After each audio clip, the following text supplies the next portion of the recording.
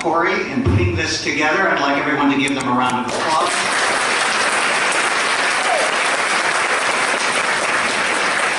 And if you get a chance to talk to them directly, please show your gratitude as well, because it's quite a bit of work, and I know Tony is resisting doing this twice a year, but I'm still working on him to do that. So. All right, so let's move on to our program.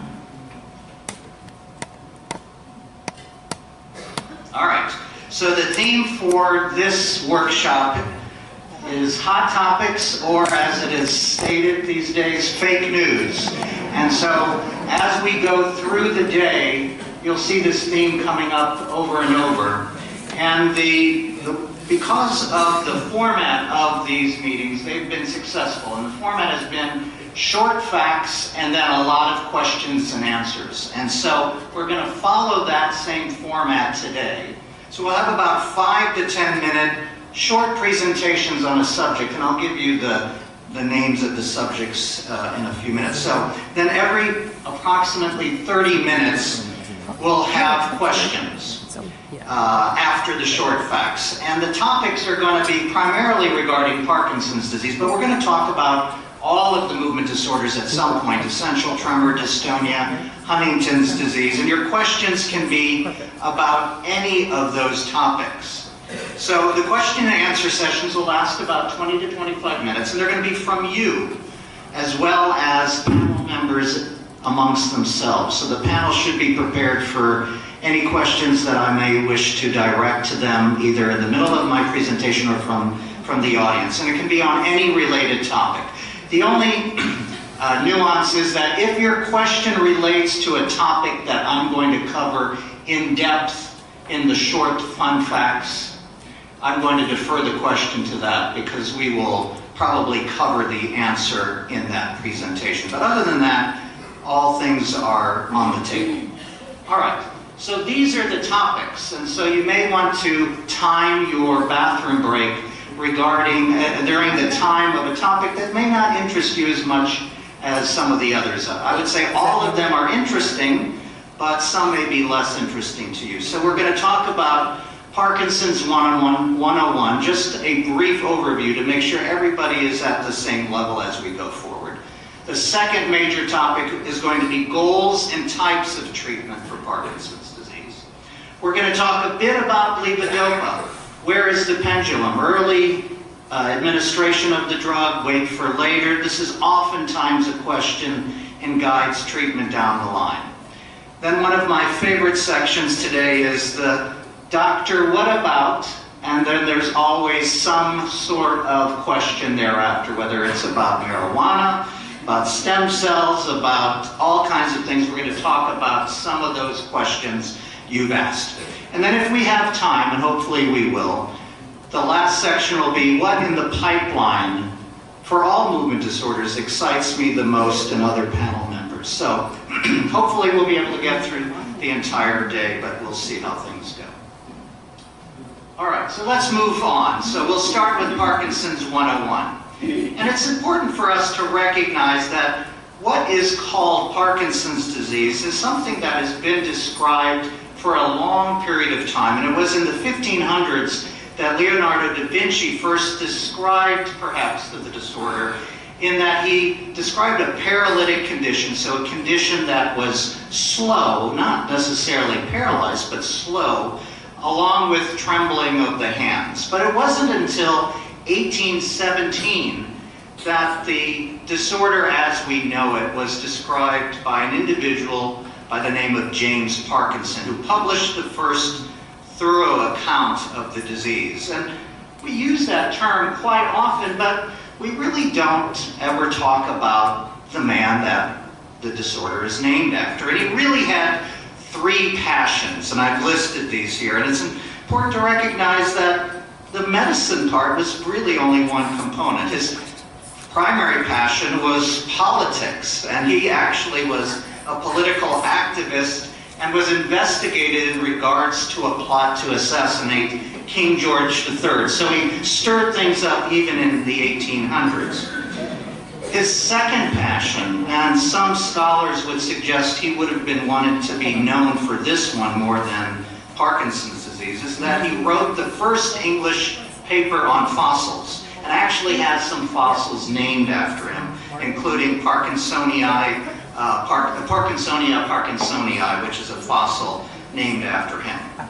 He wasn't even a physician by the classical sense. He was a surgeon apothecary who was a general practitioner and wasn't even accepted into the College of Physicians. And so it's this man who was first to describe in detail what we call Parkinson's disease today, although it wasn't called Parkinson's disease until Jean-Martin Charcot from France named it Parkinson's disease as he further described the disorder. So we always want to know what a person looks like. What did James Parkinson look like? So we can go to Google and we can type in James Parkinson, and thanks to Tony for this technology, because I certainly wouldn't have been able to do it alone.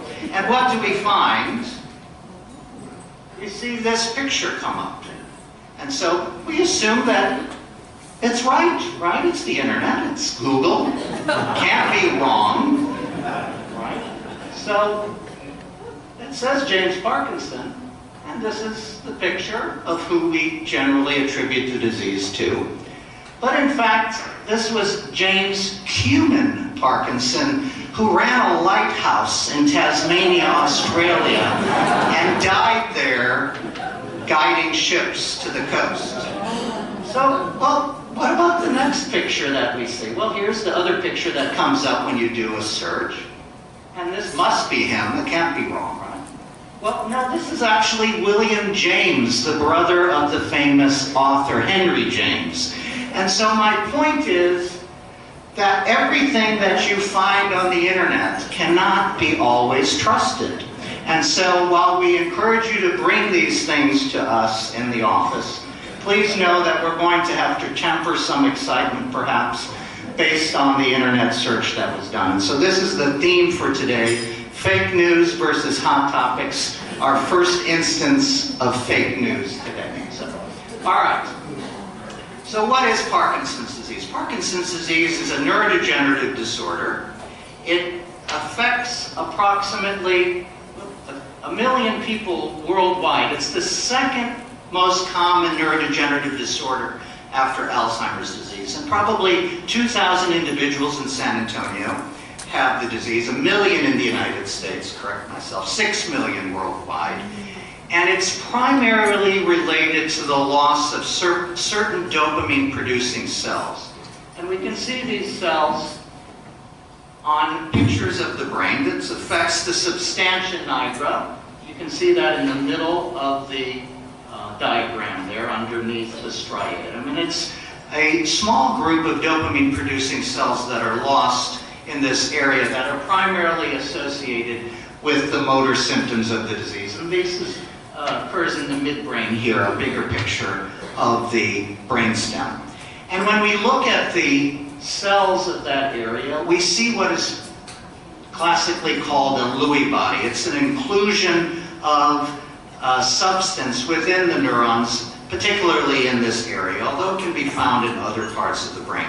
And it's important to remember this as we're going to talk about some of the new treatments later on that are being investigated that relate to this part of the brain. And this part of the brain, these Lewy bodies, and also Lewy neurites, are the hallmarks pathologically of the disease. So we see under the microscope. And the principal component of this Lewy body is what is called alpha-synuclein. It's a protein that's normally found in neurons. And some of the treatments that we're going to talk about later relate to this protein. In Parkinson's disease, however, there's a clumping, a toxic clumping of misfolded protein, the alpha-synuclein.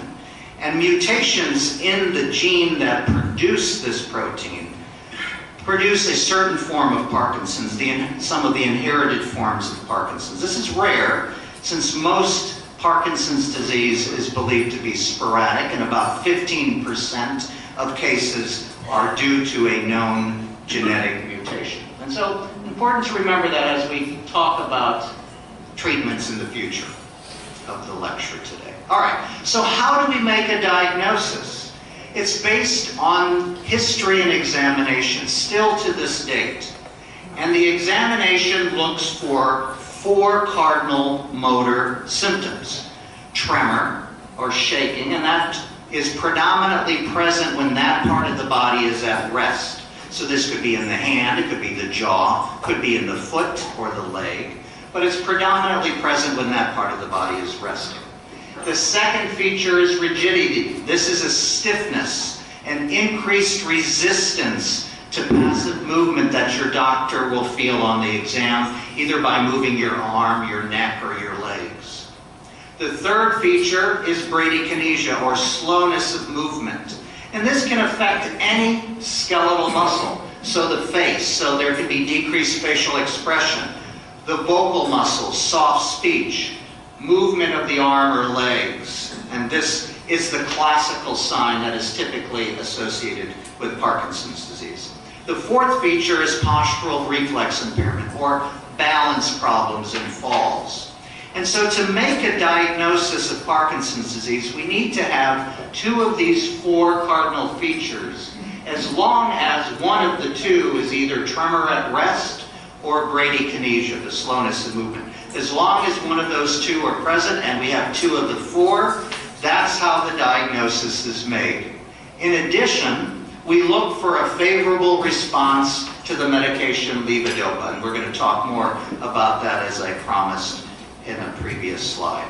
Well, what about other ways of making the diagnosis or helping make the diagnosis? And this is our first hot topic of the day. So ancillary tests in Parkinson's disease or Parkinsonism. And oftentimes we will use what is called a DAT scan, a dopamine transporter scan. And you'll notice on the left, you'll see the dopamine neuron, and you'll see a little blue mark. This is the dopamine transporter. This is where dopamine is transported back into that cell that makes dopamine after it's done its job and it's time to pull it back into the neuron. So when we do a DAT scan, we tag that protein on those cells. So it's a way to determine whether the number of those dopamine-producing cells is normal or abnormal. And that's what the DAT scan does. It doesn't make the diagnosis. It just tells us about those dopamine-producing cells. On the right, you'll see, on the far right, a normal scan. You'll see that the yellow and red are quite prominent. They're very symmetrical. You'll see in the middle one, the B, this is a patient with advanced disease. You'll see a marked reduction in the yellow and red in certain parts of the brain that receive those dopamine axons to them. And so that is an ancillary test that we use to determine how robust those dopaminergic cells are in the brain. It doesn't make the diagnosis. And so if we have an exam that doesn't meet those criteria that I just mentioned, those 4 cardinal features, it's not very clear. There's some early aspect. We may do the DAT scan to further delineate and support our clinical impression. And so, if a DAT scan is abnormal, this is consistent with certain disorders, including regular Parkinson's disease and dementia with Lewy bodies. Normal scans with someone who has some of those features that I mentioned, those 4 cardinal features, may suggest that it's a different diagnosis. Essential tremor, Parkinson features from stroke, vascular Parkinsonism, drugs producing those signs, and Alzheimer's disease would have a normal scan. And so that's where this scan is useful, but it doesn't make the diagnosis. So someone's saying, well, I got a diagnosis with the DAT scan. It's really not accurate. The diagnosis is on history and exam. The DAT scan can help delineate what we've reviewed. So, it's abnormal in Parkinson's disease, progressive supranuclear palsy, multiple system atrophy, cortical basal degeneration, and dementia with Lewy bodies. So quite a wide list. So it doesn't make the diagnosis. It's abnormal in those disorders. it's normal in what I've already said.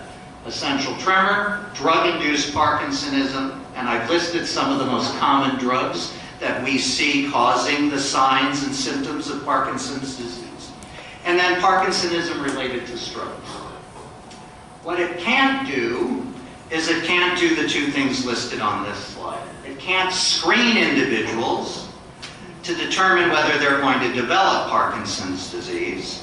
And it doesn't help to do these repeatedly to see the progression of the disease, because the scan results don't necessarily relate to the amount of symptoms or the degree of disability.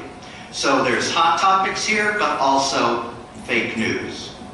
All right, so we talked about the cardinal features of Parkinson's disease, and you'll see them listed in the first three blue bubbles there. Bradykinesia, slowness of movement, rigidity, tremor. But even before those classical symptoms come up on exam and history, there are many symptoms that may predate or precede the diagnosis. And we're going to talk about some of it in depth, but there's sleep problems, bowel problems, mood problems. And then as the disease progresses, there are other things that join those cardinal features. Ups and downs in the day, extra movements, swallowing problems, balance problems, urinary problems. So we're going to talk about lots of them and answer questions today about that. So that's where I'm going to stop with our first fast facts, and we're going to go to questions. I'm going to start with a question to our GI consultant here. And we see on the slide that even preceding the classical motor symptoms, that constipation can be present in patients well before the motor symptoms. And I'd like you to talk a little bit more about constipation, how it may precede, and how we address it once it's present in the diagnosis of Parkinson's. Actually, there are a couple of studies. There's a retrospective study at the Mayo Clinic where they looked at 196 patients who developed Parkinson's disease. They were by the age of 71, men and women, and then they had age-matched controls. And they found that constipation occurred more frequently in the Parkinsonian patient, 36%, as compared to the 20% in the controls. And in Honolulu, they were doing an Asian aging study, where they looked at just overall any sort of thing, from heart disease, whatever, how many bowel movements you had and all. And then excluding, with 96 that developed Parkinson's disease, and excluding other things like drinking and smoking and drugs that would be used, the level of constipation was 2.7% higher in the Parkinsonian patient than in the regular controls. So it seems that in Parkinson's patients, you can see that constipation kind of is a lead symptom. Now, I'm not saying that constipation leads to Parkinson's, but it's one of those factors, it's a link, and what's doing that. And basically, where does constipation come from? Anybody can be constipated, from your caregiver to you. Constipation is common. I have people walk into the office and tell me, well, I'm constipated, and they're having 5 bowel movements a day. So it depends upon what you think constipation is. So I never start pursuing anything until I say, well, tell me, how many bowel movements a day are you having, or whatever. I've had people say 5 a day in constipation to 1 a month. Okay? 1 month. Yeah, and a person was